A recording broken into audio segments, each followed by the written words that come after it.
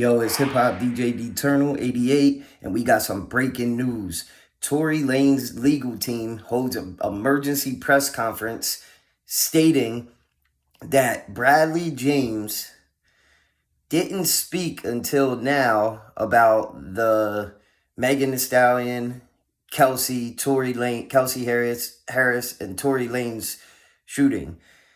He didn't speak until now because he wanted to protect Kelsey. He's stating that. And they're also saying that they presented this. A man named Gianna Caldwell had an op-ed for the New York Post presenting this information. And the New York Post reached out to Megan Thee Stallion's legal team. And Megan Thee Stallion's team asked for more info. Days later, Tory Lanez stabbed viciously 14 times. Now, nobody is saying that this is connected, but it is kind of odd. This happens days after they're about to present this information to the court. And they were trying to wait it out, but now that Tory Lanez was almost unalived, if he goes back to jail, chances are he will get unalived because he definitely won't be able to defend himself now. He has to recover. So they weren't going to present the evidence, but now they have to present the evidence. And they're requesting for Tory Lanez to be pardoned. And the reason Bradley James came forward with this is because his conscience will no longer allow him to have an innocent man sitting in jail. And this was even before this brutal attack on Tory Lanez happened. Let's get it, y'all. Recently, we've been made aware that a member of the media, Mr. Gianna Caldwell, was working on an op-ed for the New York Post regarding Mr. Peterson's innocence. During his work on that op-ed, he became aware of some information in Unite the People's possession regarding a statement that was given to Unite the People by someone with information relevant to that case.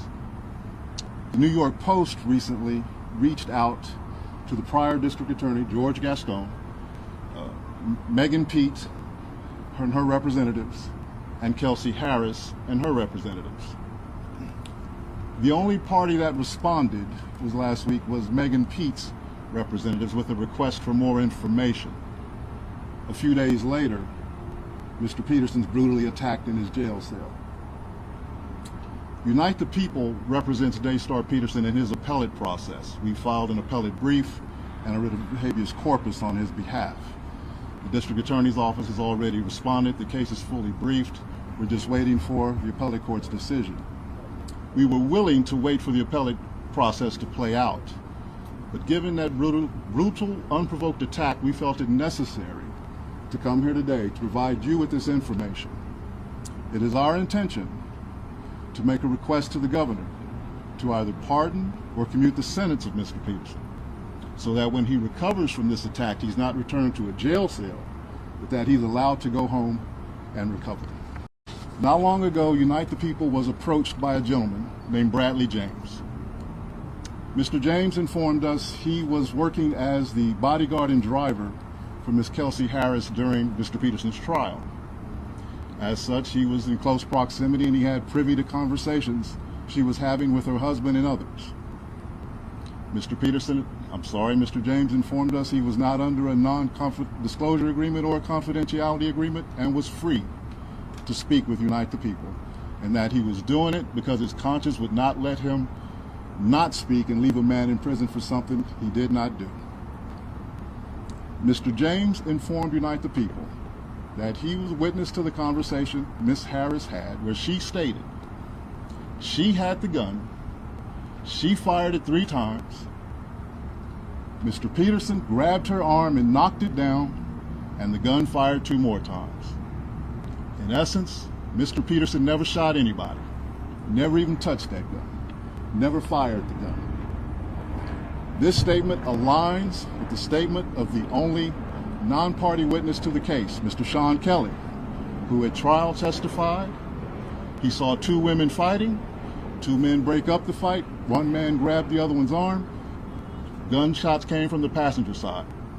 Passenger side is where Miss Harris was sitting. This further iterates that Mr. Peterson did not shoot Miss Pete, did not shoot at Miss Pete, or did not assault Miss Pete. It's just another irregularity in a list of irregularities in this case. For example, there were 3 potential suspects in the car that night, and yet the only DNA sample was taken of Mr. Peterson, even though unknown DNA was found on the gun. Why wasn't Miss Harris's DNA taken?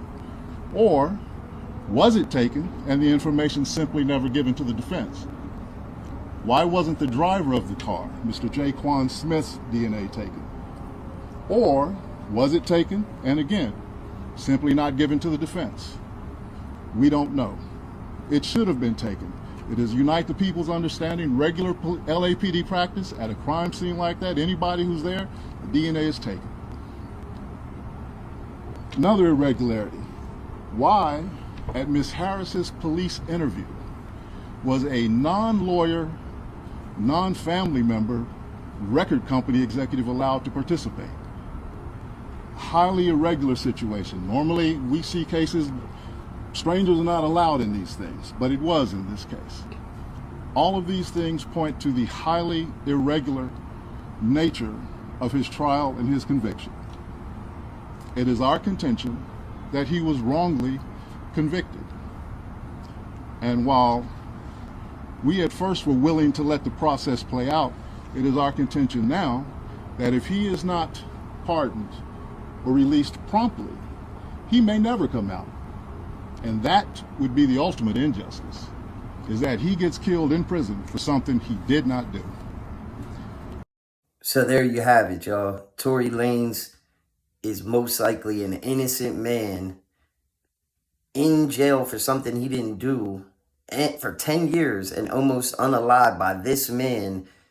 I'm about to show you this video of 1090 Jake reporting that this man that attempted to unalive Tory Lanez got him 14 times, collapsed 2 of his lungs, even got him in the head twice, was in jail because he was 20 years old. This man that did this to Tory Lanez was 20 years old, dating a 13-year-old girl, and I guess she broke up with him or some parents found out something, and he ended up unaliving the young girl with a shotgun to her face.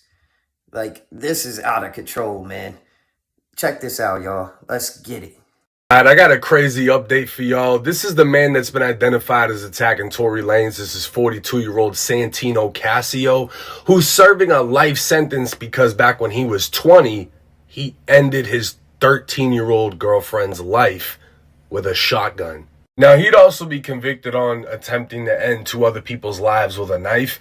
And while inside of prison, he'd receive an additional 8 years for attacking an inmate, and then again an additional 2 years for having a knife in prison. Now, Tory Lanez was lucky enough to survive the attack. He's in the hospital recovering, while this guy's most likely locked away in a dungeon. And if y'all want the full breakdown, jump over to my YouTube channel. But rest in peace to this little girl who's forever 13 years old and lost her life to a man who isn't even worthy of continuing to breathe. I need y'all to let me know what y'all think in the comment section. Please let me know what y'all think. Put your thoughts. Do y'all think Tory Lanez should be pardoned and freed ASAP? I do. And I believe that Tory Lanez is a strong, strong man going through all this and still standing strong, still letting the people know that he appreciates them and thanking people for prayers and everything like that. And this man that did that to Tory Lanez, man, just a horrible person, man. That's why I'm saying, like, they need to free him ASAP, bro. Ain't no way an innocent man should be in jail and going through these kind of things. If he doesn't get pardoned, the system is broken. And I don't care what anybody says. That's how I feel, and I'm standing on it. Make sure y'all hit that like and subscribe. Follow me on IG, and please leave a comment. And thank you for watching. We out.